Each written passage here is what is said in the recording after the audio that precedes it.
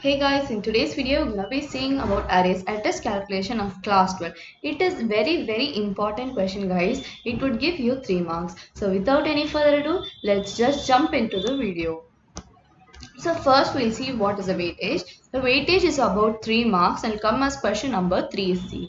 Okay, so that's all. And then let's move on to the main subject. So first, what is an array? An array in C or C++ is a collection of items stored at contiguous memory locations, and elements can be accessed randomly using indices of an array. So first, what is meant by contiguous memory location? See, contiguous memory location means continuous memory locations. So arrays are just stored at continuous memory locations, and elements can be accessed randomly. They can be just, can print any array element using indices. So what is meant by indices? See, you and me have a roll number in our respective institution, whatever it may be. Similarly, an array has its own roll number, that is 0, 0, that which means it belongs to row 1 and column 1, since the lower limit for C++ array is 0.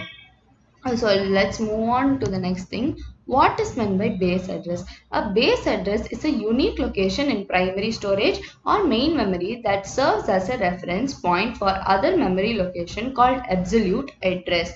So here I've just given the question which you would understand very clearly. See, 0 is the lower limit. In this definition, the definition for base address is relative. That is, they have given for any other programming languages like Python, Java. But here, see, lower limit is 0 and the base address is about 1100. Okay, so the base address is the address of the array, address of the first element of the array. Okay, I think you understand. And here, see, you can see our address of the array elements and then array with subscript, so which means 0th element, first element, their respective roll number. Okay, here in addresses you can see it follows a series or a sequence where the common difference is 4. Okay, which means the width of the byte. So okay, 4, I think, long, short, unsigned short. Some data members have its size as 4. Okay, so that is stored in these elements. So that's what it means. And many people ask me, what is the difference between row major and column major? See, the difference is very small. It is the way the compiler just calculates the address. See, here in row major, the compiler goes in this format. First it will check row 1 and then it will go to row 2 and then it will go to row 3. By this way it would calculate the address. Whereas in column major, the compiler would check column wise, that is, it will go through first column, second column and third column. So that's the main difference, guys. Next we'll see about formulas. Again, I have divided it into two: if data is stored along the row and if data is stored along the column. See, first you just take a look at the formulas and just see a slight differences present here. Okay, before that, I'll just explain what are the terms. Okay, I means the row number of particular array element. See, A2, 3, where I is 2 and J is 3. That, by that way we can just represent Ij. In questions, a particular row number and column number would be given. So that is Ij, which is equal to base address. Okay, you know what's a base address, plus width of the array into total number of columns present in that array. So first itself they'll just declare an array consists of. Okay, which means an array consists of x columns and x rows and y columns. Okay, so that x is here C. That is the total number of columns present in the array, which is multiplied with particular roll number and added with particular column number. Here the slight difference is it's just multiplied to total number of rows present in an array and with a specific column number. So that's the difference here for row major and for column major. The next is size chart, and I think everybody know this. Okay, so let's just I'll just insert a video. Okay, for solving a question. So let's see that. Hey guys, in today's video we're going to be seeing about address calculation. So I have just added a simple question which was asked in 2019 sample paper. So without any further ado, let's just do the question. So first let's read the question. See, they have given that an array is present, that is of A, 30 and 10. They have 30 rows and 10 columns. Okay, so this is the total number of rows and columns present because they have given the array. So this comprises the total array. Is stored in the memory with each element requiring 4 bytes. So they have given the size. So they have not given it as character, int, etc. So they have just given the size of storage if the base address of A. So they've given an element A. Okay, it's stored along the memory requiring 4 bytes. So if the base address of A is 4500, so they have given base address of some other array. No, they have given the array. Okay, fine. So find out the memory locations of A12 and 8. So this is a very simple question, guys. Most of the questions would not be like this. So let's just do it. So they have given base address. So what is B? 4500. Okay, they have given the total rows and columns. So rows is 30 and column is 10. They have given the row and column that we have to find. So I is 12 and J is 8. And they have given the size, that is the width of the array, which is 4 bytes.